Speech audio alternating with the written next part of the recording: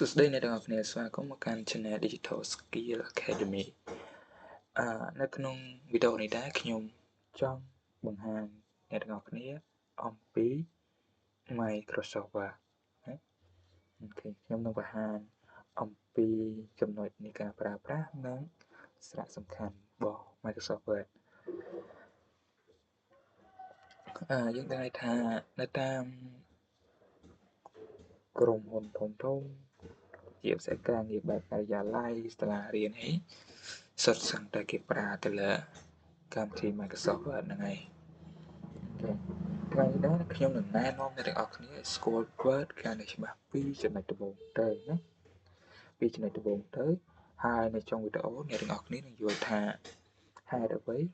បានជា Microsoft Word ជាកម្មវិធីមួយដ៏សំខាន់ដែលអ្នកទាំងអស់គ្នាត្រូវតែចេះណាអូខេអញ្ចឹងឥឡូវមុននឹងចាប់ផ្ដើមទៅកាន់វីដេ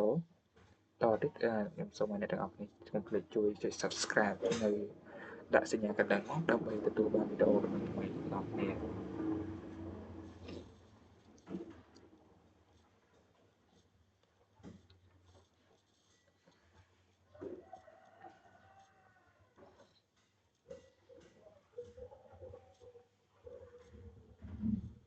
អូខេអ្នកទាំងអស់គ្នា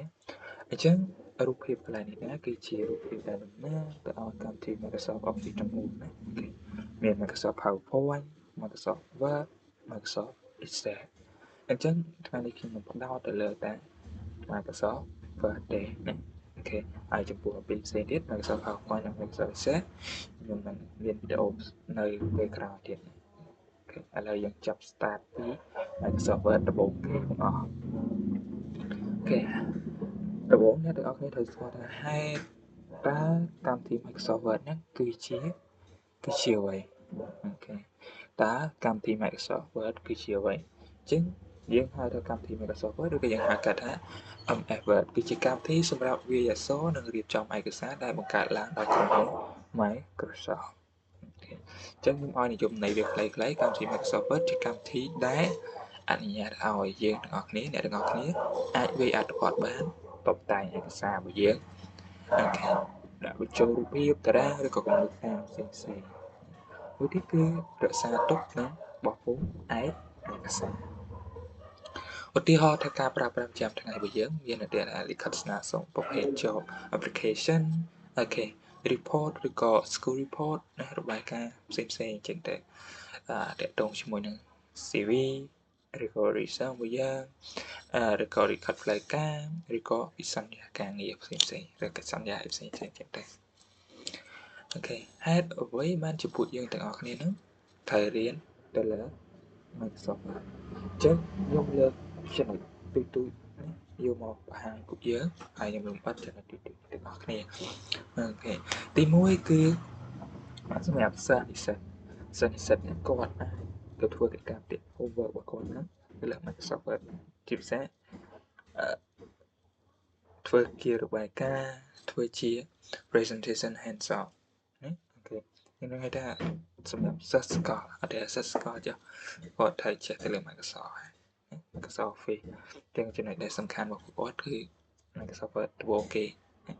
គាត់ត្រូវធ្វើការរបាយការណ៍ផ្សេងៗក្នុងវិชาរបស់គ្រូរបស់គាត់មួយទៀតគឺសម្រាប់អ្នកធ្វើការអូខេអ្នកធ្វើការ Office អ្នកធ្វើការអីផ្សេងៗក៏ដោយក៏ត្រូវការកម្មវិធី Microsoft Word ដែរឧទាហរណ៍ថាគាត់ត្រូវការសរសេរលិខិតជាផ្លូវការយើងហៅថា visual error ធ្វើរបាយការណ៍ប្រចាំខែឬក៏ប្រចាំឆ្នាំបង្កើតជា proposal proposal contract ឬក៏ meeting minutes company document ជាដើមសម្រាប់ម្ចាស់អាជីវកម្មវិញគាត់អាចបង្កើតទៅជា invoice receipt បង្កើតការផ្សព្វផ្សាយសរសេរ business plan ឬក៏បង្កើតការជូនដំណឹងដល់អតិថិជនជាដើមឥឡូវយើងមកធ្វើការប្រៀបធៀបរវាងកម្មវិធី Microsoft ហ្នឹង Microsoft Word ហ្នឹងជាមួយនឹងកម្មវិធីផ្សេងទៀតអញ្ចឹងកម្មវិធីផ្សេងនេះជាកម្មវិធីសម្រាប់សរសេរអក្សរសរសេរអត្ថបទអីដូចតែគ្នាដែរហ្នឹងអូខេអញ្ចឹងយើងមើលមកនេះជាត្រាប្រៀបធៀបវិញ okវាមានលក្ខណៈពិសេសវាខ្ញុំលើកយកមកចំនួនបាន2 4 5ចំណុចណាទីមួយគឺទៅលើមុខងារតុបតែងបើសិនយើងនិយាយទៅលើ Microsoft Word វិញគឺអាចធ្វើការបានយ៉ាងរលូនអូខេអត់ Google Doc យើងអាចធ្វើការបានជាមធ្យមតែបើ Notepad វិញយើងអាចតុបតែងបានទាំងអស់ template ទៅលើ Microsoft Word គឺវាមានច្រើនរាប់ពាន់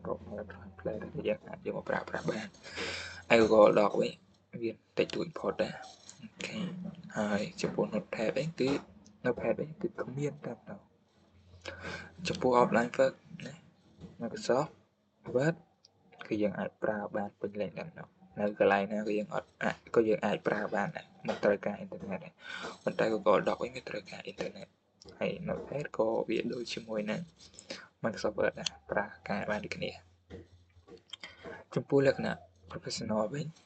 Microsoft Word គឺប្រើជាទូទៅជាស្តង់ដារណាអូខេសិស្សនិស្សិតក្រាបុគ្គលិកក្រុមហ៊ុនការងារធំតូចអីគឺប្រើវាបានទាំងអស់គ្នាតែ Google Doc វិញ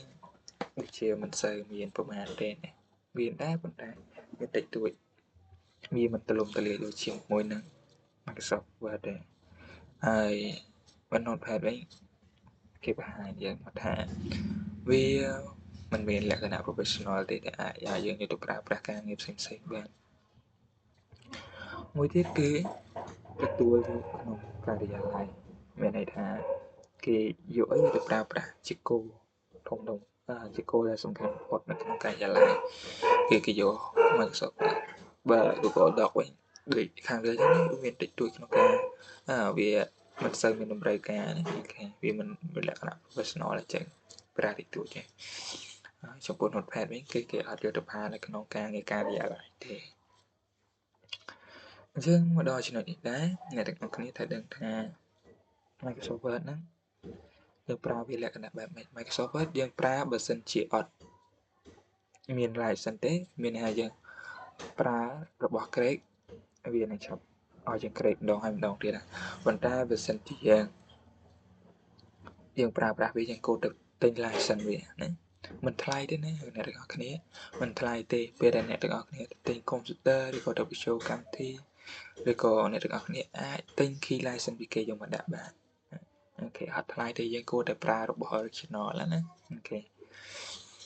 ហើយបើអ្នកទាំងអស់គ្នាចង់ប្រើក្រេក៏បានដែរតែខ្ញុំណែនាំអ្នកទាំងអស់គ្នាឲ្យប្រើរបស់ original យើងទិញ license របស់គេយកមកប្រើប្រាស់មកទិញ lifetime ទៅវាមិនអស់ថ្លៃទេដូចជាខ្ទង់$10អី8ចន្លោះពី7ទៅ$10អីហ្នឹងអូខេហើយនៅក្នុងវីដេអូនេះដែរខ្ញុំនឹងបង្ហាញអ្នកទាំងអស់គ្នាពីមេរៀនដែលយើងត្រូវរៀនក្នុងវីដេអូបន្តរបស់ខ្ញុំទៀតអញ្ចឹងខ្ញុំនឹងបង្រៀនអ្នកទាំងអស់គ្នាពីកម្រិតមូលដ្ឋានរបស់ Microsoft Word ហ្នឹងរហូតដល់កម្រិតខ្ពស់នៃ Microsoft Word ដែលអ្នកទាំងអស់គ្នាអាចយកទៅប្រើប្រាស់បានណាអូខេចឹងមានន័យថាពេលដែលអ្នកទាំងអស់គ្នាតាមដានវីដេអូខ្ញុំមួយទៅអ្នកទាំងអស់គ្នាអាចនឹងចេះទៅលើកម្មវិធី Microsoft Word ហ្នឹងហើយចឹងកម្រិតមូលដ្ឋានខ្ញុំបង្រៀនអ្នកទាំងអស់គ្នាពីការបិទការបើកអីផ្សេងៗចឹងទៅណាអូខេចំណុចទូចៗអូវាចឹងយើងរៀនពីចំណុចទូចៗរហូតដល់ចំណុចធំណាខ្ញុំអត់លំអិតខ្លាំងច្រើនទេចាំយើងចូលមើលវីដេអូរបស់យើងទាំងអស់គ្នាពួកចំណុចនេះខ្ញុំក៏លើកមកតិចតួចទេវានៅមានចំណុចសំខាន់ច្រើនទៀតមួយទៀតគឺយើងមិនចេះតែរៀនទេអ្នកទាំងអស់គ្នា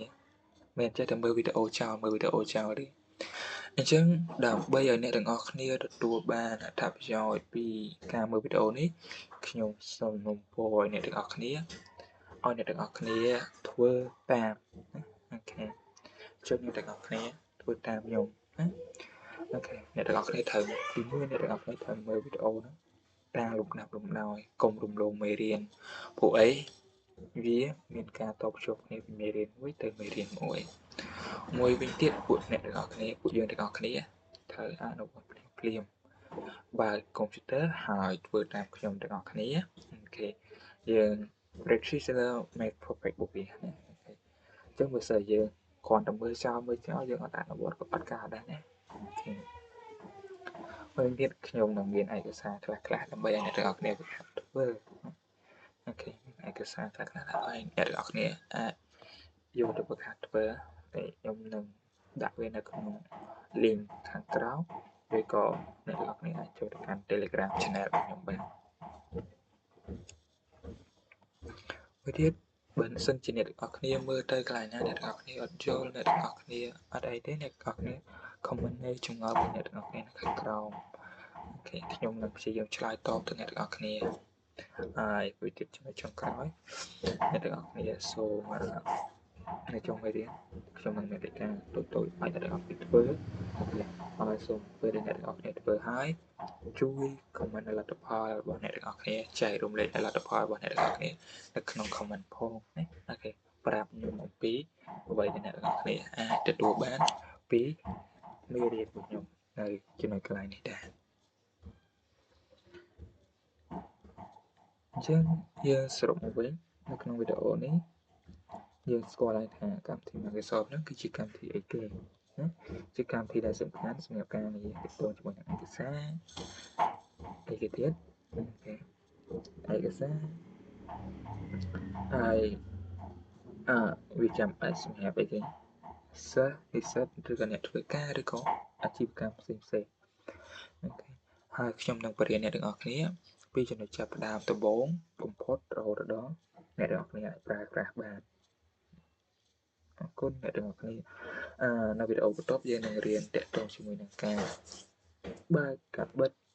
គេស្គាល់ពី interface បង្កើតឯកសារថ្មីរក្សាទុកឯកសារជាដើមនៅក្នុងវីដេអូយើងចុងក្រោយបើសិនអ្នកទាំងអស់គ្នាចង់បានវីដេអូថ្មីទទួលបានចំណេះដឹងអូខេជាចុងក្រោយសូមអ្នកទាំងអស់គ្នាកុំភ្លេច